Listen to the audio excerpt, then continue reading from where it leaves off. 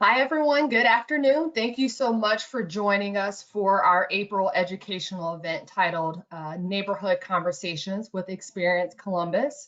We are going to give everyone about another minute to join us this afternoon, and then we'll go ahead and get started in introducing our panelists.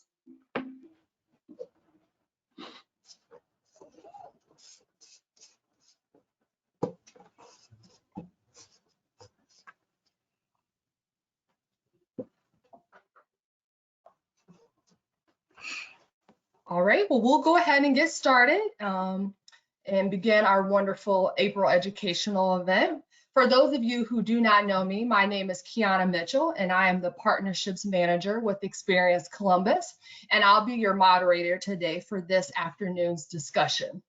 Before we get started, I have just a few housekeeping items to go over with all of you. Just so you know, all attendees are muted. So if you have questions for today's panelists, you can put them in our Q&A chat box to the right of your screen. It is also important to note that this event is being recorded, and the recording will be shared with you following the conclusion of this educational event via email. So we will go ahead and get started, and I'll introduce you to today's panelists. Our first panelist today is Betsy Pandora, Executive Director of the Short North Alliance.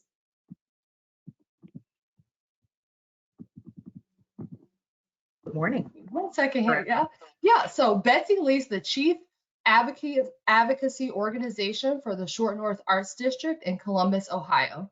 Known as Columbus's Art and Soul, the culturally rich Short North Arts District is both a pioneer for urban revitalization and features one of the densest concentrations of creative art, dining, nightlife, fashion, home decor, and unique gift establishments in all of Ohio.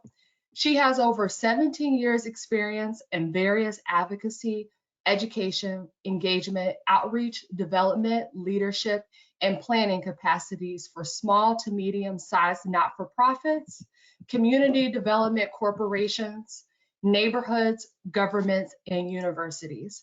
Thank you so much, Betsy, for joining us this afternoon. Thank you. Our second panelist this afternoon is Johnny Riddle, Executive Director, Franklinton Arts District.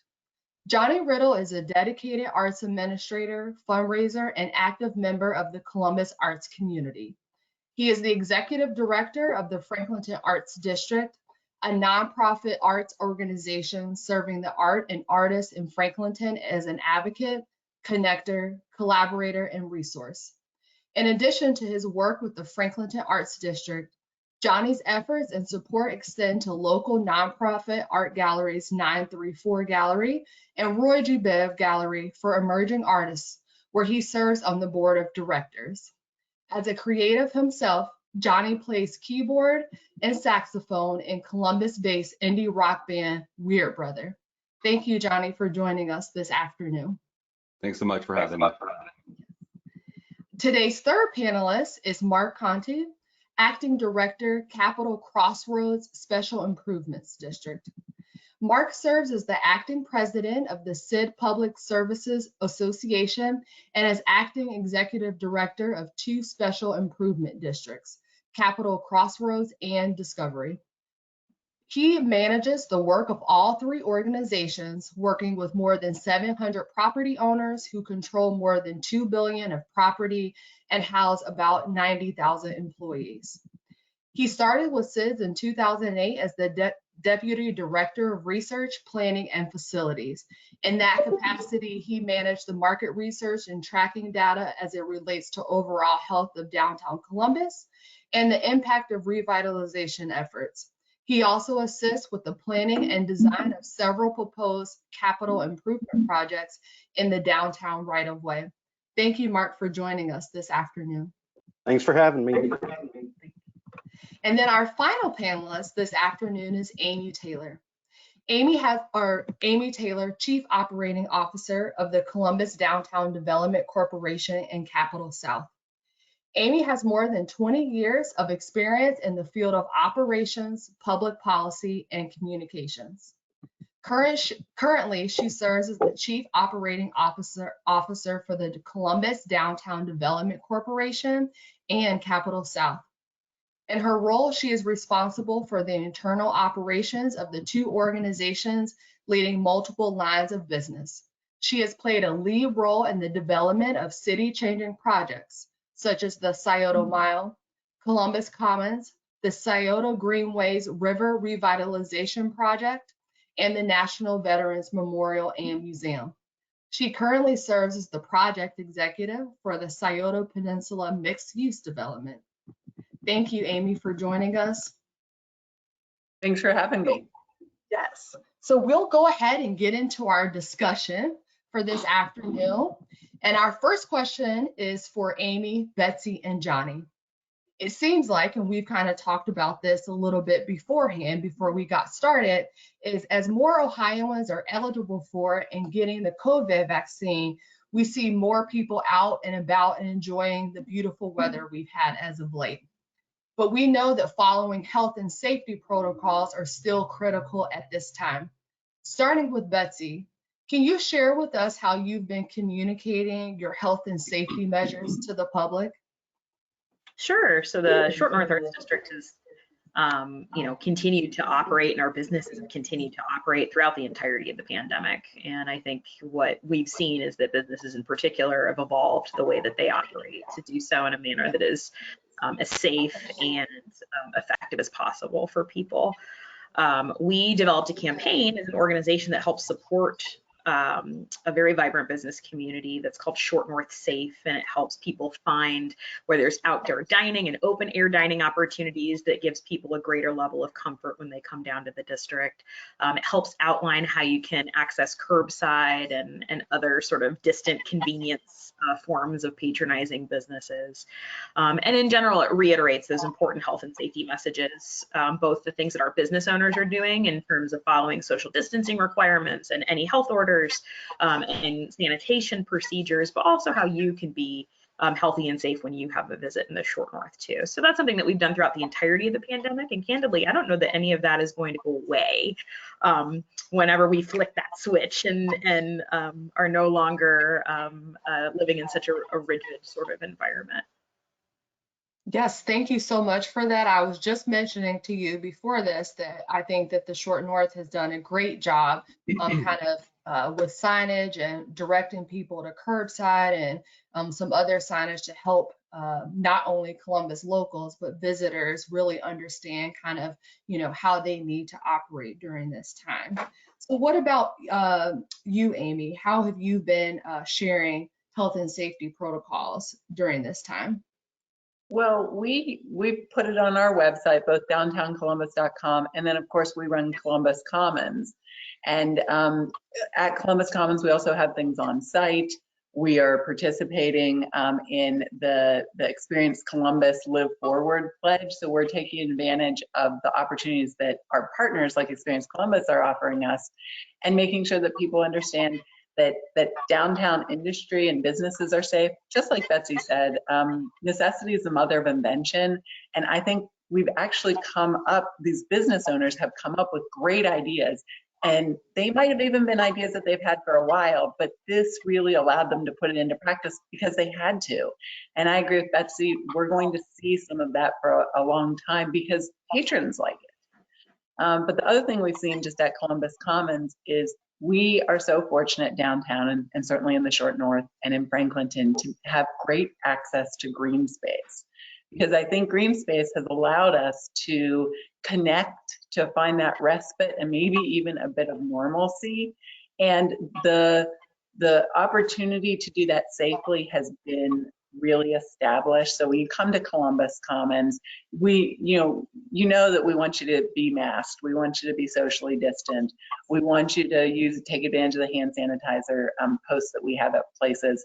But it also, you can get out there and enjoy a picnic and get something from one of the great restaurants around the Commons, around downtown, in Franklinton, or in the Short North. And sort of revive a little bit of that 2019, sheen on what you can do. Yes, yes. I love that you mentioned utilizing resources with some of your partners, like Experience Columbus, and also just taking advantage of the green space, because I know a lot of us have been cooped up and we're excited to get out and have fresh air. And Johnny, can you tell us a little bit more about what the Franklinton Arts District has been doing during this time? Absolutely. To build upon what Betsy and Amy said, our arts organizations and small businesses in the Arts District really were adaptable. And a lot of the exhibition spaces and the creative organizations really pivoted very well into a virtual space while they were trying to navigate capacity issues and kind of identify their path forward once we really opened our doors. Now we are starting to see more and more guests join us in the Franklinton Arts District, and we're really trying to utilize, our social media presence, not only the Arts District's own, but all of our partnering organizations, to make sure that we're really telling the story of what you are going to experience when you come to the Arts District, a very safe, enjoyable, socially distanced experience. And to what Amy said about having that outdoor space, we're really fortunate with the Franklinton Arts District to have that outdoor space to really offer engagement outside. And we're definitely looking forward to that as the spring and summer progresses. But make sure that we let everyone know we are looking at talking directly to our neighbors who are in the west side of Franklinton by attending community meetings and talking with small businesses to make sure that they are conveying what we are doing in the Arts District. So I'm really excited and really grateful for all of our partnering organizations. Yes, Gianna, thank you.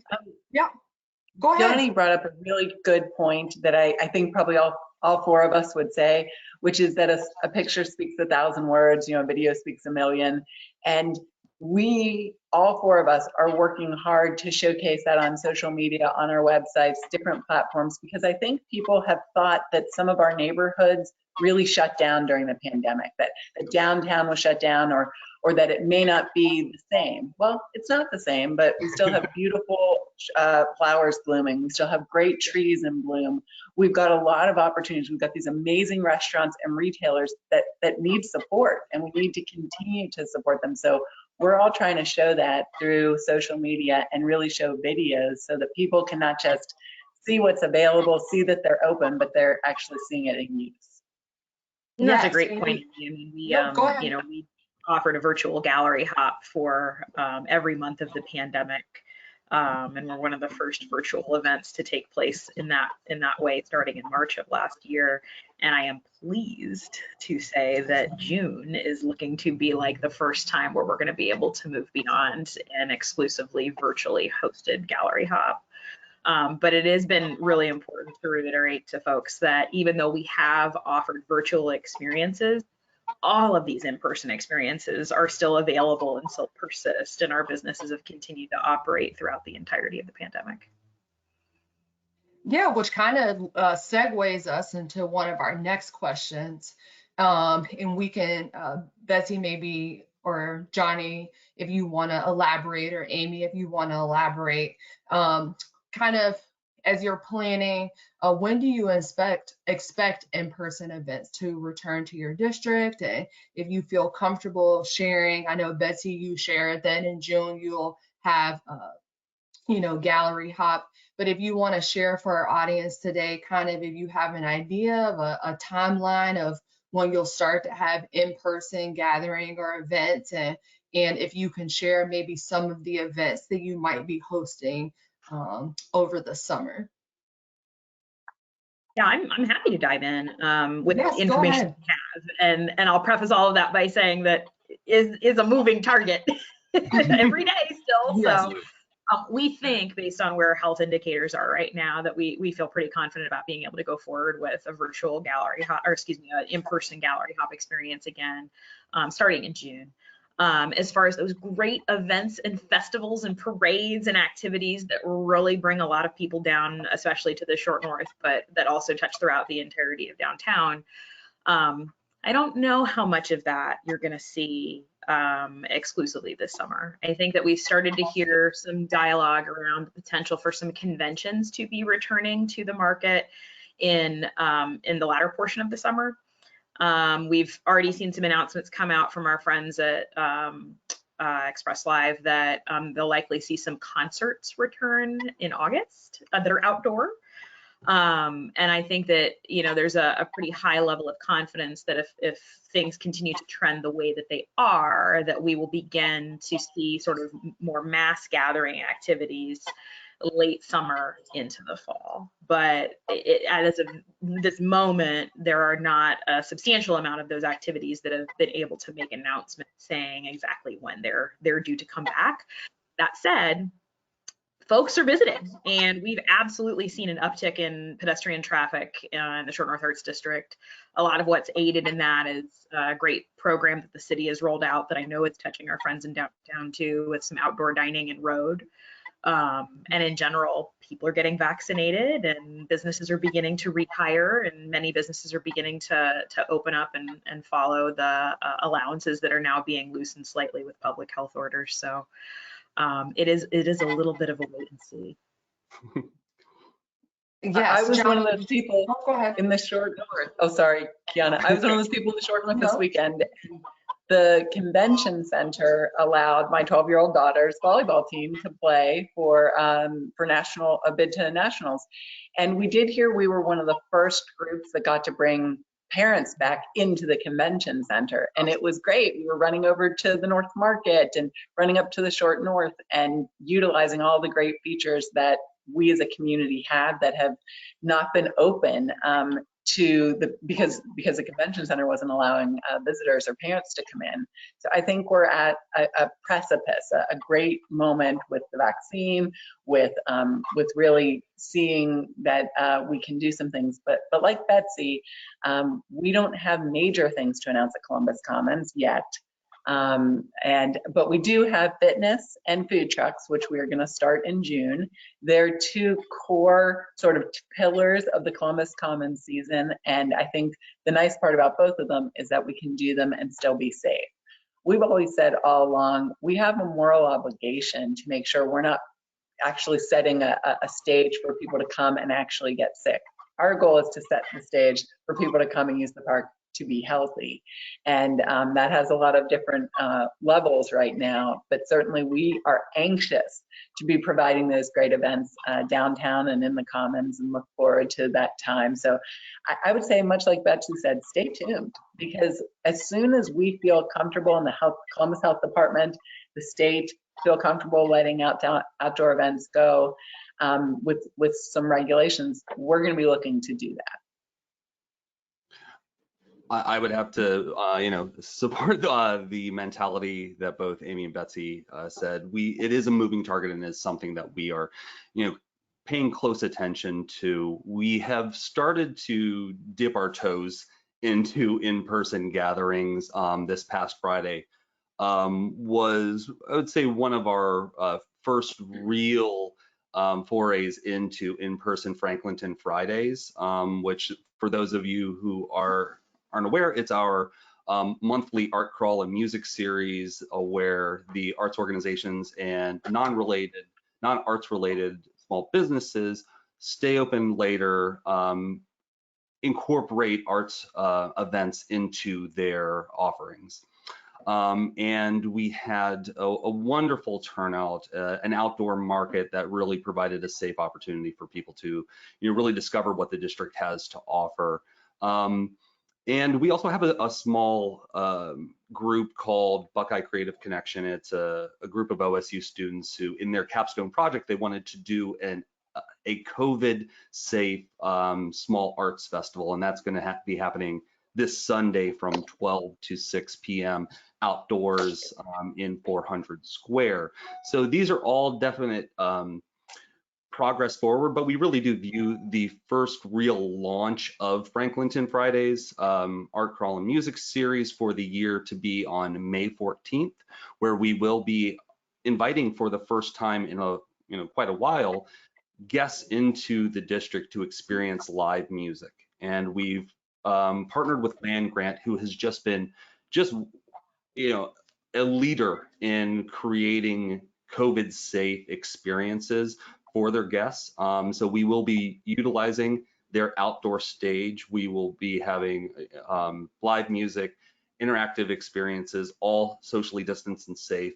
And beyond that, we're definitely talking with different organizers, different organizations who are looking to utilize the outdoor space of the Franklinton Arts District for their in-person events. And while we're not at a place to announce those yet, I will have to say that they are all very experienced event promoters and going about it very professionally. And we're looking forward to announcing those as we solidify where we are at that time. And as the Franklinton Arts District, our biggest 2-day live art mural festival, Scrawl, will be returning on August 28th and 29th. And we'll definitely be incorporating both in-person and virtual elements. So I think that's one of the big key components that has been touched on, is while in-person events will be coming back slowly but surely, the virtual elements or the other accessibility elements will be here to stay. I think one of the benefits that we all realized is that accessibility doesn't always just mean ADA accessible entrances or ADA accessible restrooms. It is reaching people who may be homebound or immunocompromised or who will not be ready to go to in-person events for the foreseeable future. So making sure that virtual elements are, a component of events is going to be key moving in a post-pandemic world. And if I could add for Go some ahead, downtown events. Pearl Market, the farmers and merchants market that we sponsor on Tuesdays and Fridays, that'll be returning on May 21st. But in the meantime, we're planning some mini markets at a couple of the apartment complexes downtown. So that should be exciting. And Pearl Market ran all last summer as well. So we know these farmers markets provided some sense of normalcy for people and was a safe way for small numbers of people to gather. And then in addition, over on Gay Street, the Moonlight and Sunlight markets are back with the Sunlight market returning this Sunday. I love that. I thank you guys so much for sharing. I think for all of us, we're looking for, things to do that are safe. And so we appreciate you guys sharing everything that's going on. Coincidentally, my neighbor knocked on my door this morning. I live in West Franklinton, and she mentioned that she went to the Franklinton Fridays event that you had this past week. So I know the word is getting out here and people are excited to join, which segues us kind of to our next question, and we can start with you, Mark, on this one. As the pandemic has, happened, businesses have had to adjust their operating hours. I know for some businesses, maybe they might be closed on a Sunday or days where typically they would have less traffic. Can you talk about ways that you are engaging the Columbus community as far as telling them that things are open, or are you planning on adjusting your hours for some of the things that you have going on in your district? Well, much like all the other panelists, we're trying to find out what those hours are and making sure they get updated and get that communicated out there, and encouraging those businesses to update their own social media and websites when they start to expand the hours. But as really everybody knows, the small businesses are the most nimble of all, and they will respond most quickly when the foot traffic picks up. So we're in a weird position that, yes, we'd love to twist their arms and get them all open, but they're not going to do it until they see the traffic. But like I said, the minute they start seeing an increase, they will increase their hours, they'll staff up again. We're we're doing regular parking space counts right now to try and gauge how many office workers are back at any given time. We're starting to see a slight uptick right now, and I think we'll see that accelerate by May 1st and then June 1st. And we're hearing rumors from companies about when they're coming back, but no company is comfortable enough and confident enough, I would say, to actually announce what those dates are. So, but I would say, you know, June 1st and July 1st, I think will be two big milestones coming up. Yes. Yes. Amy, did you want to chime in on this question? I think I totally echo what Mark says. Communication is the key. I think these businesses have really learned how to do that, and I hope that they know that the four of us are here to help them do it and to use whatever platforms we have to extend and leverage what we're hearing. I'll tell you, in Columbus Commons, we've got two buildings that house tenants, and Tequera, which is our Mexican street food restaurant, that's going to open on May 3rd for lunch. Jenny's the other one. It's waiting to see. We have every anticipation that they will open sometime in May or June, but they're waiting to see for the foot traffic. The restaurants that line the Commons, Condado and Nosh, they've been open and definitely, hopefully, plan to stay open.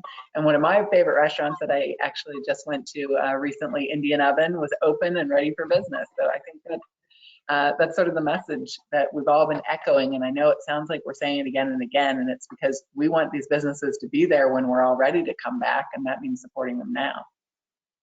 Yes, yes, definitely. Betsy, did you have anything that you wanted to add to this question? Betsy or Johnny? Johnny? I think we're I think we're all we're in the the same same boat. We've been very lucky and grateful that the majority of our organizations were able to, if not stay open completely, only really adjust their capacity. There were some who had to halt operations, but at this point we are running for the most part in Franklinton Arts District, with a couple exceptions, at full capacity. Strongwater just recently reopened, which we're really excited about. You know, for me, eating in the area on a daily basis, I'm so thankful that Strongwater's open again. Brood Dog just recently reopened. And I know that for the couple remaining who are kind of just really navigating what they're going to be doing, the decisions will be imminent, and you know, we are definitely working with them closely on that messaging and how to, you know, really promote that they're coming back at full strength. And we're in the same boat. I mean, you know, for the most part, pretty much everyone is open and operating. There's still a handful of businesses that have some limitations on how they're choosing to operate. We've seen the majority of businesses move towards staffing up and rehirings. And we've even seen some businesses who maybe hadn't yet had an opportunity to open, or were just about to open pre-pandemic, now come online. So the Bud Dairy Food Hall is now open, and people are really enjoying that new attraction to the neighborhood as well. So I think it's, you know, it's a spring awakening, and we'll certainly continue to see that behavior can increase into the summer. Yeah, definitely. And to follow up on this question, and this question I can direct towards Mark, Amy, and Betsy, and Johnny, if you want to chime in. I know that there are some in our community that have not been downtown since the start of the pandemic, who may have concerns about patronizing or visiting due to some things they've seen in the news. How would you respond to that individual? And I'll start with Mark. Well, downtown, and really, I would say all of these central city neighborhoods, they're really traditionally have been some of the safest precincts in Columbus, and I think during the pandemic remain so. So I understand there's a lot of things people saw on TV last year. With regard to damage, property damage that happened springing out of and at the same time as the George Floyd protests, that was 3 evenings of, you know, and now almost a year ago. The one thing I think people will see and would be concerned about, though, is it's very noticeable how many people are out on the street and are in need. Now, the downtown community has really tried to come together and address those issues. For example, if you come downtown right now, you'll see portable toilets at some key intersections. A lot of places where people, not just the general public, but also people who had no home, experiencing homelessness, a lot of the places they had to go to use restrooms or other types of personal facilities like that had to shut down or restrict access because of COVID. So working with some corporate donors and with United Way and Columbus Foundation, we were able to get these downtown or these portable restrooms deployed, and have been just a great service. And again, they're for everybody, and we've seen a lot of people use these. So what I think that's what the message I would send out there is, yeah, you might see some things that you're not quite used to right now, but what you are seeing is our community coming together and trying to take care of each other. I just find it a really optimistic story. That's remarkably well said, Mark. I just want to say that. And echo that sort of experience that you traditionally have in the Short North Arts District when you visit is probably also slightly augmented too by what appears to be some visible vacancy, and what appears to feel like there aren't as many people around you, because we're so used to this environment in the Short North Arts District where it is a flood of people on the sidewalk any given night of the week. And that's coming back. It is. You don't have to feel concerned that you're not shoulder to shoulder right now. In fact, you don't want to be, right? But we will, as we start to see convention business and Ohio State University resume its activities in a more normalized way, you will start to have and experience that again. It may feel like a cause for concern, but it truly isn't. On the vacancy side, we typically see about 30 plus businesses open their doors every single year on High Street in the Short North. We traditionally have a very low vacancy rate, and because of the pandemic, we saw a pretty steep decrease in the amount of brand new businesses taking over those vacant spaces. So it's going to take a little bit for that backfill to come into play, and it's going to feel a little bit like there's an empty storefront where maybe you don't remember there being one, and we certainly anticipate that demand will return. But it's not, I wouldn't say, an overarching cause for concern or a signifier that the health of the neighborhood isn't going to be strong coming out of the pandemic. It's just there was a pause in what we would traditionally see as that level of new business attraction because of it. I guess I agree. Mark and Betsy said it very well. The only thing I would add is it's a bit of a chicken and an egg.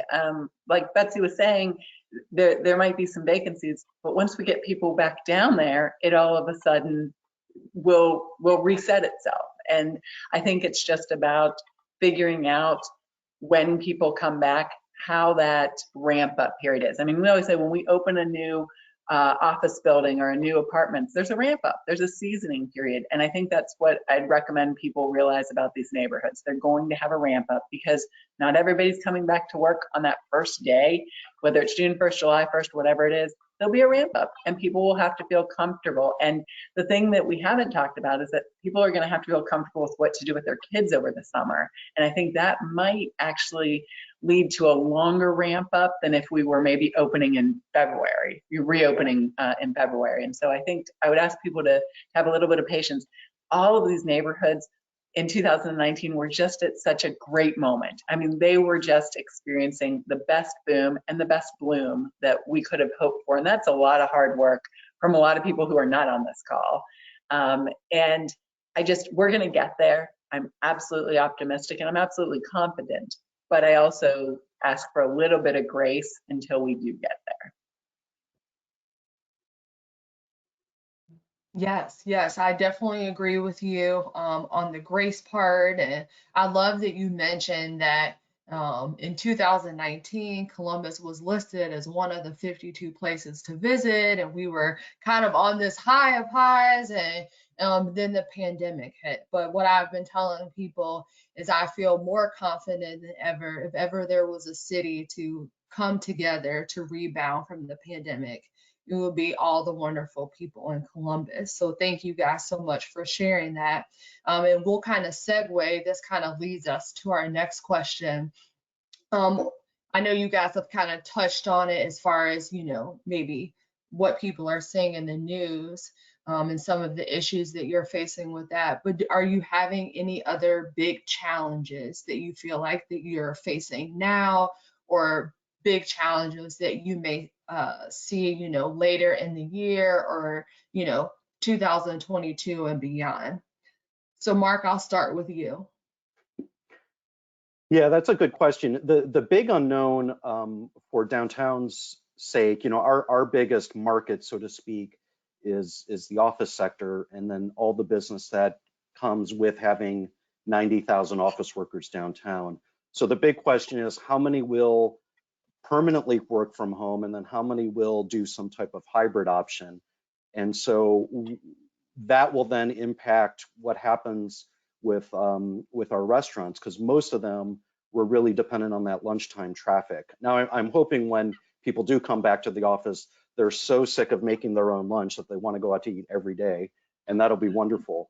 But I think over the next 5 to 10 years, we'll see, especially as longer term leases burn off, how offices will evolve. I don't think anybody really knows yet. And I think, there's a good chance in a couple years we read that work from home is dead and not happening. But I think we'll see this great hybrid activity, and then I think we'll end up seeing some repurposing of some of the office space in downtown. Yes. Amy, did you want to chime in? I see you nodding your head. Yeah, Keith Myers actually mentioned something to me about how the great decade that we think of as the 1920s with, Fitzgerald and, the flapper, all of that came after the 1919 pandemic. So maybe we're in for our own 2020s, where people are really going to say, I spent a year not doing anything, and now I'm going to spend the next 5 doing what I want, and really saying, I want that. I want to go out to eat. I'm not going to make something at home. I'm going to have that experience, because it feels very, it feels like something we're all just can't wait for. I agree with Mark. The office market will set itself out and will probably equalize into something over the next few years that is closer to what we had in 2019, but I don't know if we'll get there right away. I think we will go through a few evolutions of wanting this, some of the work from home flexibility, but I don't know about you guys. I can't wait to see my colleagues. I never thought I would sit there and say how much I miss my colleagues, and I can't wait to see them, because it's not just about the work creativity. It's also just those personal connections that you realize that you have with all the people that you see more than you see your own family. Yes, I completely agree with that. Yeah, Betsy, go ahead. I hear you chiming in, so I don't want to cut you out. Sure. No, it's absolutely true. I miss all of you guys. That's what I want to see, right? I wish we were the market in the short north does take some cues from the downtown market, for sure. We absolutely benefit from the downtown office worker and how they often will traverse up High Street to go get lunch and support or go to happy hour, right? Or support the district in that regard. I think we're concerned and curious as to what will happen and how long it will take for there to be something reestablished with that particular market. But I think we're also concerned about the tourism market and how long that takes to recover. The tourism market has grown as a substantial share of the market of customers in the Short North Arts District, in particular, over the last, say, 3 or 4 years. And I think we're just almost due to open the next wave of hotel beds with the near completion of the new Hilton. And we had like 1,000 under construction pre-pandemic. So we were certainly anticipating a continued increase in that market. And I think that you will see the leisure visitor return much more quickly than you will see the professional visitor. but certainly those visitors will return. And, that's a question for us in terms of how long that takes and what that impact will be on the hospitality industry in general across the short north. And certainly Ohio State University impacts us as well. So how long it takes for students to reestablish their behaviors and for the entire community that is a part of the university campus is something that we'll continue to watch. If there's one thing that the pandemic did do to help support the marketplace in some way, is we feel in the short north, we were able to really reestablish those local connections. So people that live, there's almost 15,000 people that live in the neighborhoods adjacent to High Street in the short north. And they kept businesses going. They truly, truly did. And I think there may have been a little bit of a culture or a belief prior to the pandemic that because so much activity on High Street was borne by the tourism industry, that sometimes the locals felt a little bit like, oh, it's a little busy, and maybe I'm not going to make that my first choice all the time. And I think that they've completely rebuilt those behaviors. So we're actually going to be rolling out a whole suite of programs over the next couple of months that's specifically for our local community, and encouraging them to continue those relationships with local businesses and create some fun opportunities with that local marketplace. So once they get out of their homes and choose to go back to their offices, wherever they may be, they don't stop those great behaviors that they developed as a result of the pandemic. I love that. I love that. Johnny, did you have anything to add? Yeah, I have to say that the horizon is bright for the Franklinton Arts District and the entire neighborhood of Franklinton. There's a lot of growth in the future as we continue to find out different development plans, different organizations who are coming in to relocate or are being established here in Franklinton. So there's going to be a lot of communication that will need to be established amongst all of us. And that's one of the great things that I have come to learn in my, now 3 months as executive director of Franklinton Arts District, is that the community is so connected. And I mean, between small businesses, nonprofit organizations, there is just such a connected community here. And as those additional developments, both residential and commercial, continue to grow and start to plant their roots here in Franklinton, I know that we're going to work together to keep what is very special about the Franklinton Arts District is that creator community, is making sure that we keep the artists that made it a special location. We keep them here, keep them creating here, making here and exhibiting here. So it's a very bright future, and I know that we'll navigate it as it comes. Yes. Well, thank you guys for kind of discussing. I know this was a very poignant topic.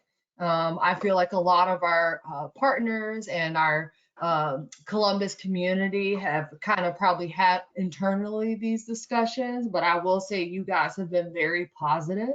I think for the last year, we've been very gloomy and maybe a little bit more, just concerned about what's going on. But I think you guys have mentioned so many things that we have to look forward to, and in June and May will be here before we know it. I did want to go ahead and that was the discussion part of our program, but did want to open this up for questions from our attendees. So if you guys do have any questions, please feel free to put them again in that Q&A box. But we do have a few questions that I would love to share with you guys, and they're sort of specific to a panelist.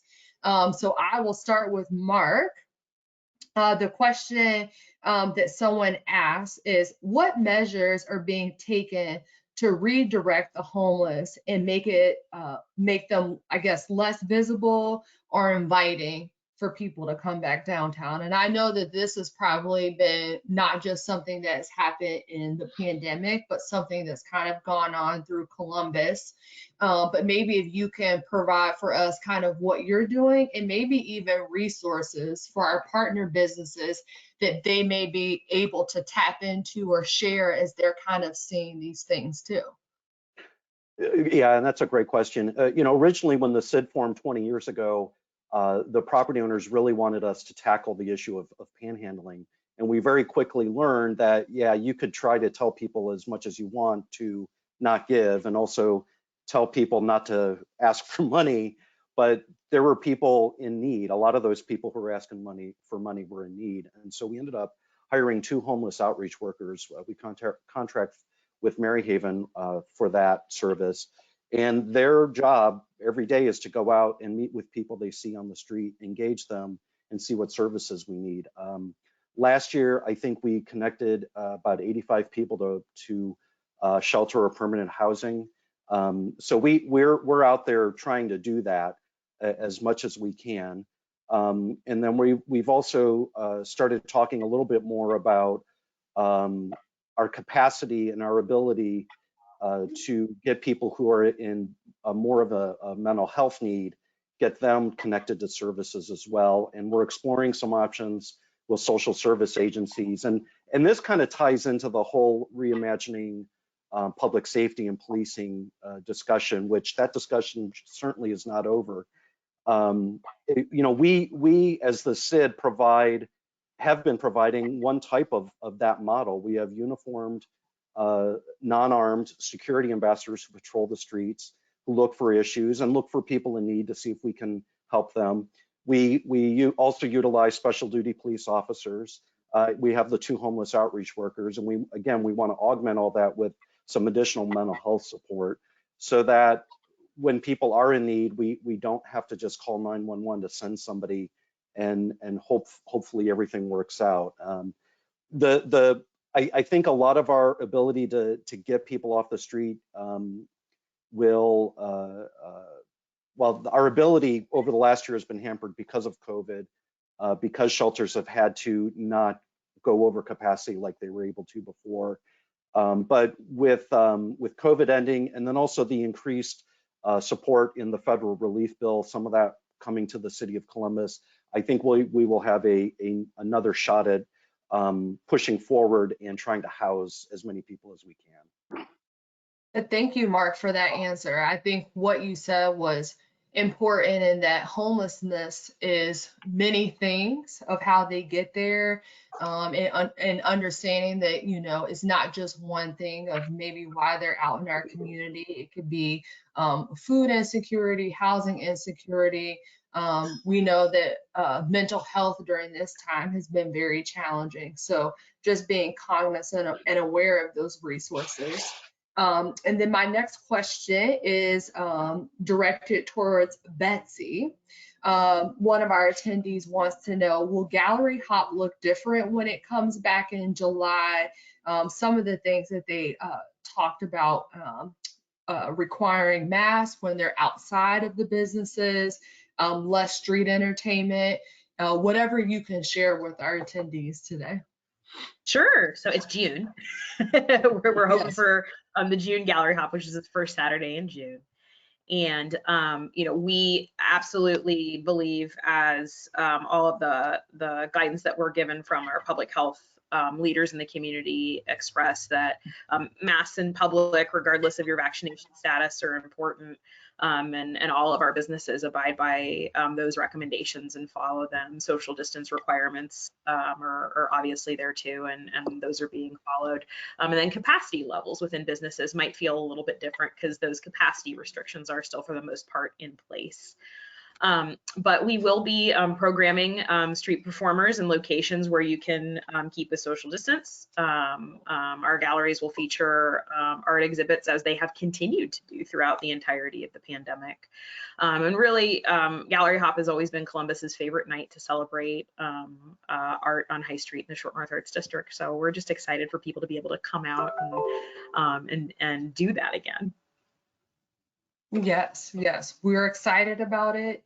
And the final question that I have from our panelists this afternoon is, and this question is directed towards you, Amy, and I know you said you couldn't share anything, but I'm excited to hear what you say because this is one of my favorite events. Will Picnic with the Pops be back at the conference?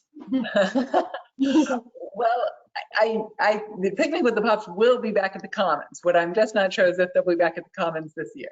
Everything I've heard is that it is a positive. They're moving forward. They're going through everything that Picnic and the Symphony needs to do in order to get approval. But they are still, they have to get approval from both the state and, of course, the local health department.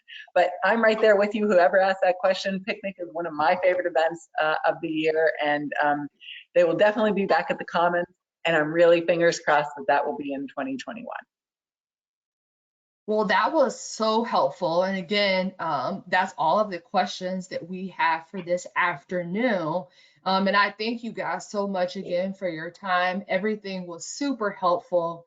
I know probably a lot of our attendees will either watch this again or share it with their colleagues for helpful information and takeaways. Did just want to go over some closing out and housekeeping items for our attendees today. As I mentioned, you all will receive an email, which will include a link to the recording, as well as resources from our panelists, as well as their contact information. So if you have some follow-up questions that you're thinking about that you forgot to ask, or you want to pick their brain about maybe some of the plans that they have for their district, their contact information will be on that partner events website.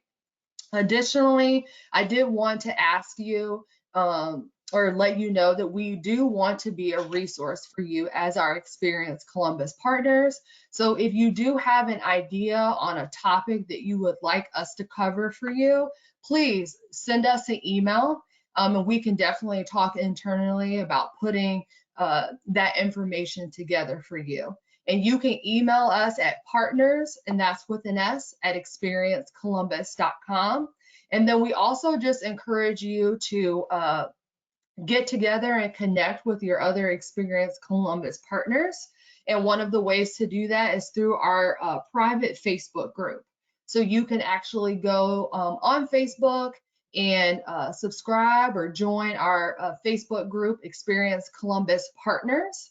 And then I'm actually one of the administrators, so I can let you in. We do provide our most up-to-date information for our partners, as well as if we have some media and PR last minute needs there. So that's the best way to find out about all of those opportunities. But thank you guys so much for joining us this afternoon. Thank you again for all of our wonderful panelists, and have a great rest of your week, everyone. Thank you. Thank you.